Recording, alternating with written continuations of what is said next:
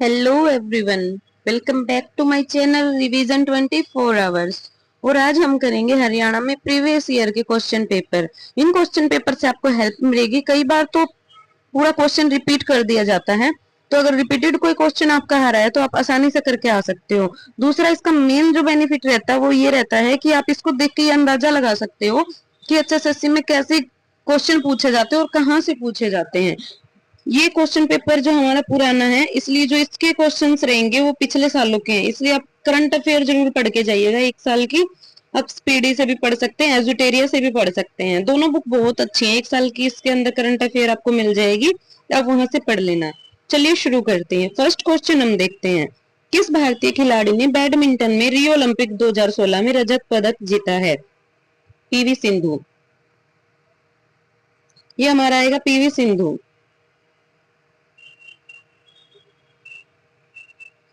Next हमारा रहेगा, देखो 2016 का आपसे नहीं पूछेंगे, वैसे तो कुछ भी पूछ सकते हैं, लेकिन करंट अफेयर के बेस ही आपसे पूछेंगे। तो अगर आप एक साल के पढ़ के जाते हैं तो वहां से आपसे पूछे जाएंगे। ज्यादा पुराना तो इसमें 2016 के पूछे हुए हैं। नेक्स्ट हमारा रहेगा, एचडीआई का अर्थ क्या है? एचडीआई का अर्थ है हमारा ह्यूमन डेवलपमेंट इंडेक्स।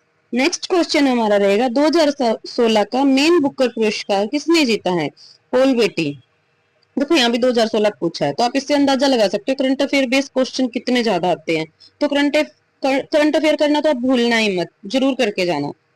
नेक्स्ट हमारा रहेगा, भारत भूमध्य रेखा के उत्तर भारत में किन अक्षांशों के बीच में स्थित है? ये स्टार्टिंग में आपको ज्योग्राफी कराई जाती है, तभी बता दिया जाता है कि ये 8 डिग्री 4 से लेकर 37 डिग्री 6 अक्षांश तक।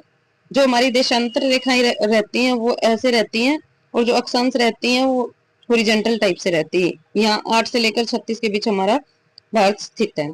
नेक्स्ट हमारा रहेगा, किस राज्य ने लक्ष्य भागीरथी अभियान की योजना शुरू की? तो ये हमारा आएगा छत्तीसगढ़।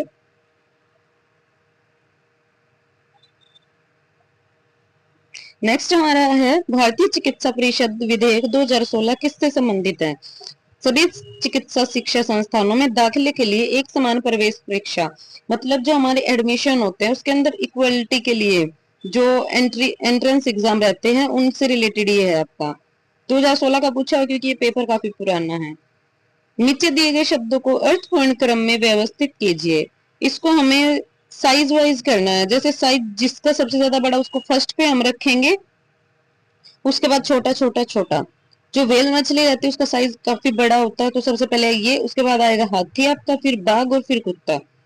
आपका ऑप्शन रहेगा ए।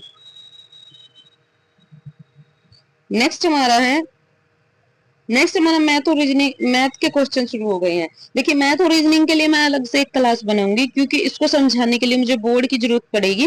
तो इसमें मैथ और रीजनिंग को मैं अभी फिलहाल के लिए छोड़ रही हूँ। नेक्स्ट वीडियो सिर्फ इन्हीं क्वेश्चन पर आएगी जिनको बहुत बेसिक से आपको करवाया जाएगा, तो वहां पर आप देख लेना। कल शाम तक आपकी क्लास आ जाएगी मैथ रीजनिंग की, वो भी देख लेना। और अभी इसके क्वेश्चन जो मैं मैथ और रीजनिंग से अलग जितने भी है वो आपको करवा देती हूँ।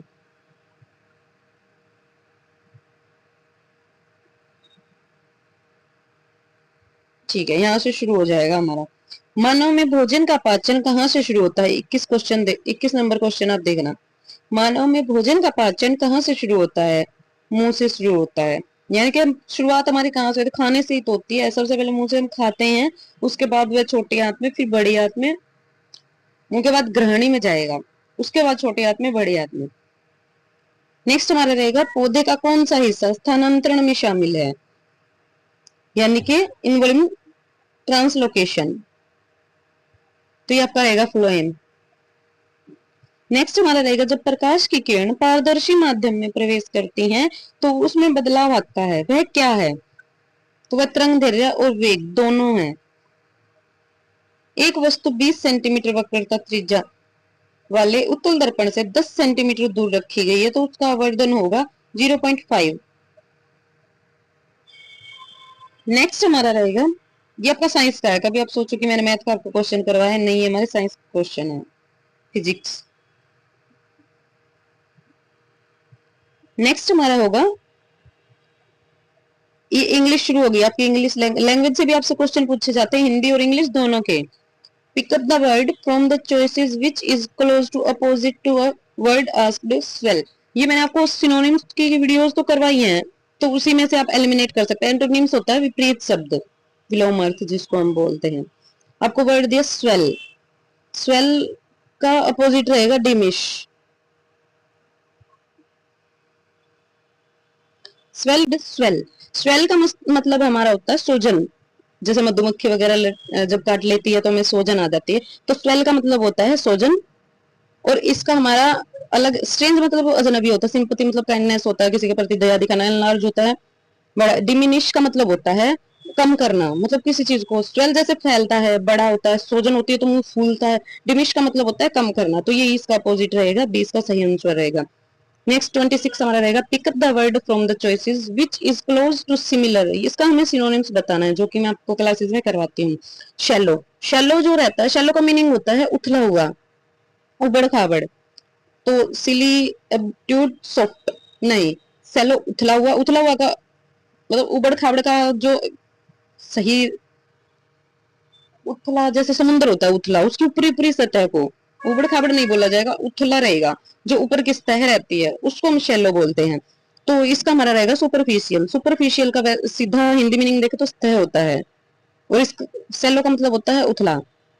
दोनों का सेम ही मीनिंग हो गया, वो समुद्र के लिए हम यूज कर लेते हैं ऊपरी सतह, और सुपरफिशियल भी सतह होता है, तो इसका सिनोनिम्स हमारा रहेगा सुपरफिशियल। नेक्स्ट हमारा pick one word, one word मतलब ये जो पूरी एक लाइन रहती है ना, इसके लिए हमें एक वर्ड यूज करना रहता है। जैसे हम बोल देते हैं कि जो भगवान में विश्वास करते हैं वो थिस्ट होते हैं, जो भगवान में विश्वास नहीं करते वो एथिस्ट होते हैं। वैसे a professional rider in horse races is called jockey, इसको जॉकी बोला जाता है। नेक्स्ट हमारा रहेगा, choose the alternative which best express the meaning of underline idiom phrases. ये आपको दिए गए हैं मुहावरे। Brought home the moral of unity, इसका जो मीनिंग इसके लिए हम यूज कर सकते हैं एम्फेसाइज्ड, एम्फेसाइज्ड। आगे आपको करना है आर्टिकल, लेट्स प्ले वॉलीबॉल, यहाँ पे आपको वो आर्टिकल भरना है। तो मैं आपको बता दूं, जो गेम्स वगैरह रहते हैं उनके साथ कोई आर्टिकल नहीं आता। लेट्स प्ले क्रिकेट सीधा यूज होता है, लेट्स प्ले वॉलीबॉल तो नो आर्टिकल।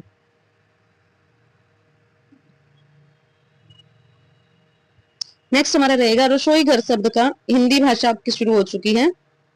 रसोई घर शब्द का समासिक विग्रह, रसोई घर जो है उसका विग्रह बताना है हमें। अब वो रसोई का घर तो हो नहीं सकता है, ये भी नहीं आएगा, रसोई में घर भी नहीं होता है, रसोई और घर भी नहीं होता है, तो हमारा क्या रहेगा, रसोई के लिए घर, जिसमें हम खाना वगैरह बनाते हैं उसके लिए जो घर बनाया जाता है उसी को तो रसोई घर बोलते हैं। सत्कार शब्द का विलोम है, सत्कार होता है किसी का स्वागत आओ भगत करना, और तिरस्कार होता है किसी का तिरस्कार करना, जिसको मन से ना अपनाना या फिर किसी की बेइज्जती करना, वो तिरस्कार होता है। अत्याचार शब्द में उपसर्ग है, उपसर्ग हमें बताना है। जो उपसर्ग होते हैं वो वर्ड के आगे लगे हुए वर्ड को हम जिससे जो स्टार्टिंग में लगते हैं उसको हम उपसर्ग बोलते हैं, जो लास्ट में लगते हैं उसको हम प्रत्यय बोलते हैं। तो ये किस उपसर्ग से बना, तो ये अति उपसर्ग से बना है। अति प्लस में आचार, अत्याचार, ऐसे बनेगा।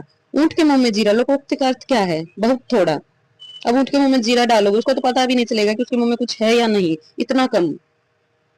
अब चलते हैं का भाववाच्य है, अब चलते हैं का भाववाच्य क्या है, इस मतलब उसके कहने का भाव क्या है। अब चलते इस लाइन में वो क्या कहना चाह रहा है, वो कह रहा है कि अब चला जाए। जो सब कुछ जानता है, वाक्यांश के लिए एक शब्द, जैसे उसमें वन वर्ड बोला था वैसे ही हिंदी में है, जो सब कुछ जानता है उसको सर्वज्ञ बोलते हैं। नेक्स्ट हमारा रहेगा, बेस्ट हॉर्टिकल्चर स्टेट का पुरस्कार भारत के किस राज्य को मिला, हरियाणा को। हरियाणा के किस मंडल में सर्वाधिक जिले हैं, गुड़गांव।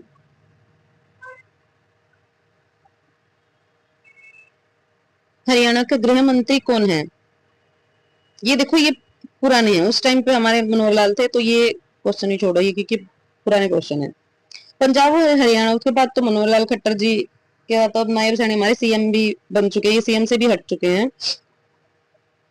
पंजाब और हरियाणा उच्च न्यायालय के वर्तमान मुख्य न्यायाधीश कौन है, ये भी छोड़ो, ये सब करंट बेस है, ये आपको अब नहीं आएंगे, ये सब बदल चुके हैं। सूचियों का मिलान करें और निम्न में से सही विकल्प का चयन करें। जो राखी गढ़ी है उसमें हमें क्या मिला था, कुणाल है, बनावली है, किसमें हमें क्या मिला था। सबसे बड़ा सिंधु घाटी का स्थल है जो वो राखी गढ़ी है, जो कि हिसार के पास पड़ता है। सेकंड का कुणाल जो है वो रिगल क्राउन है। बनावली है, बनावली में जूता हुआ खेत मिला था, ऑप्शन रहेगा बी। सूफी संत बू अली शाह कलंदर का जन्म कहाँ हुआ था, पानीपत में। भीम देवी मंदिर कॉम्प्लेक्स कहाँ स्थित है, पिंजौर में। छिलछिला वन्य जीव अभयारण्य किस राज्य में स्थित है? तो ये हमारा कुरुक्षेत्र में रहेगा। गुरु द्रोणाचार्य के नाम से किस शहर का नाम हुआ? गुड़गांव। हरियाणा के सर्वाधिक प्रसिद्ध रागनी गायक कौन है जिन्हें सूर्य कवि के नाम से भी जाना जाता है? पंडित लक्ष्मीचंद। ये ऐसे क्वेश्चन बार बार रिपीट होते हैं, तो इनको आप बिल्कुल अच्छे से तैयार करके जाना। सूर्य कवि डायरेक्ट पूछ लिया जाएगा, प्रसिद्ध गायक रागनी गायक पूछ लिया जाएगा, पंडित लक्ष्मीचंद से कोई और क्वेश्चन पूछ लिया जाएगा, तो इनको अच्छे से पढ़ के जाना। भारतीय सेना के पश्चिमी कमांड का मुख्यालय स्थित है चंडी मंदिर। BILT फुटबॉल स्टेडियम स्थित है। बिल्ट फुटबॉल स्टेडियम स्थित है। वैसे तो इसकी फुल फॉर्म बनेगी जब ये कैपिटल लेटर में दिया हुआ है बिल्ट। बिल्ट फुटबॉल स्टेडियम स्थित है यमुनानगर। तो ये आपका रहेगा सर छोटूराम। हरियाणा में हल्दी के प्रमुख उत्पादक जिले हैं अंबाला में यमुनानगर हल्दी के। रियो ओलंपिक 2016 के कांस्य पदक विजेता साक्षी मलिक का जन्म रोहतक के किस गांव में हुआ था? मोखरा। ये आपसे पूछ सकते हैं, ये मत सोचना 2016 का है तो ये नहीं पूछा जाएगा। इसमें कुछ भी मतलब चेंजेस नहीं है, उसका सिर्फ जन्म पूछा गया आपसे। साक्षी मलिक खिलाड़ी है, उनका जन्म मोखरा में हुआ है। मोखरा गांव रोहतक में पड़ता है। पानीपत के प्रथम युद्ध में इब्राहिम लोधी किसके विरुद्ध लड़ा था? बाबर के विरुद्ध। पानीपत का पहला युद्ध हुआ कब था? 1526 में। डायरेक्ट ये भी पूछ लिया जाता है कि कब हुआ था। प्रसिद्ध गायक सोनू निगम का जन्म हरियाणा के किस जिले में हुआ था? फरीदाबाद में। कल्पना चावला का जन्म निम्नलिखित में से किस स्थान पर हुआ था? करनाल। वंदे मातरम योजना का संबंध है महिलाओं से। पेट के परीक्षण के दौरान प्रिश्रवण का कार्य आघात प्रताड़न और प्रिस्पर्शन के से पहले किया जाना चाहिए क्योंकि यह प्रक्रियाएं आंत की आवाज बदल देती हैं। नेक्स्ट हमारा रहेगा एंटीबायोटिक कौन सा दुष्प्रभाव अपाव शोषण संलक्षण का कारण बन सकता है? आंत की सामान्य फ्लोरा बदलती है। टोनिक क्लोनिक अभिग्रहण के दौरान टोनिक चरण का क्या लक्षण है? शरीर अकड़ जाता है। पार्किंसन रोग की उत्कृष्ट अभिव्यक्ति कौन सी है? कंपन, मन, शारीरिक हलन चलन और कठोरता। एक बिंदु जहां से तंत्रिका आवेग एक तंत्रिका कोशिका से दूसरी तंत्रिका कोशिका में संचरण होता है उसे क्या कहा जाता है? सिनेप्स। ओस्टोमी के रोगी को नर्स को स्पष्ट करना चाहिए कि स्ट्रोमा का धवलीकरण और गहरे लाल रंग से बैंगनी रंग किसका संकेत है? मुख्य या आंत को अपर्याप्त रक्त आपूर्ति। निम्न में से कौन सी लीवर के सिरोसिस की नैदानिक त्वचा अभिव्यक्ति है? हथेलीय तवकर रक्तिमा। एक पतली हिस्सेदार कला की चिकनी परत गुर्दे की रक्षा करती है, उसे क्या कहते हैं? कैप्सूल। यदि गुर्दे की गंभीर चोट वाला रोगी ACE संदमक इनहिबिटर्स लेता है तब नर्स को सावधानी से किस पर निगरानी करनी चाहिए? सीरम पोटेशियम स्तर पर।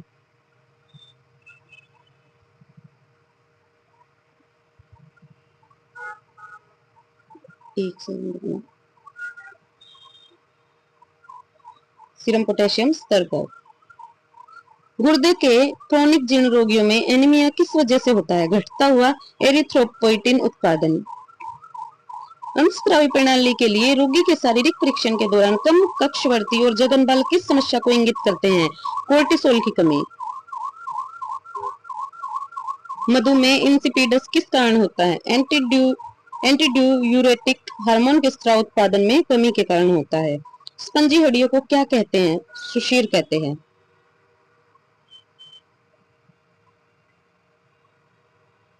मौत को किसके द्वारा परिभाषित किया जा सकता है? संधि के आसपास स्नायु संरचनाओं में चोट। नैसर्गिक गर्भपात क्या है? गर्भ के 20 सप्ताह पहले गर्भावस्था का प्राकृतिक नुकसान। एस्ट्रोजन की कमी की जनन मूत्र नैदानिक अभिव्यक्तियां कौन सी है? एट्रोपिक योनि शोध। भारतीय सरकार द्वारा राष्ट्रीय ग्रामीण स्वास्थ्य मिशन कब शुरू किया गया था? राष्ट्रीय ग्रामीण स्वास्थ्य मिशन 12 अप्रैल 2005 को। प्राथमिक नर्सिंग देखभाल मॉडल में नर्स की जिम्मेदारी क्या है? रोगी या रोगियों के समूह को एक समय की अवधि के लिए देखभाल प्रदान करना। नर्सिंग की नाइटिंगेल की परिभाषा के अनुसार निम्नलिखित गतिविधियों में कौन सा नर्स का कार्य है? बिस्तरग्रस्त रोगी को स्पंज स्नान प्रदान करना। जरा विज्ञान नर्सिंग किससे संबंधित है? वृद्ध वयस्कों की देखभाल से। जरा विज्ञान जेरोंटोलॉजी भी हम मतलब पुराने काल के लिए यूज करते हैं वृद्ध, इसलिए ये वर्ड जो है आपका जरा ये वृद्धों से संबंधित रहता है।